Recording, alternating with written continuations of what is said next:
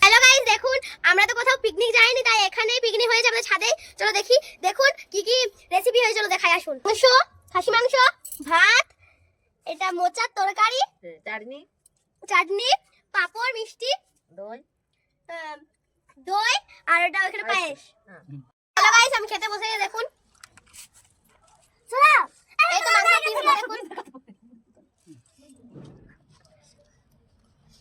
কিছু তুই মাংস পিসটা দেখা, মাংস পিসটা দেখা গাইস।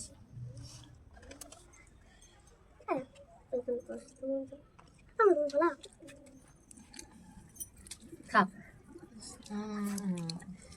খা খা খা খা খা।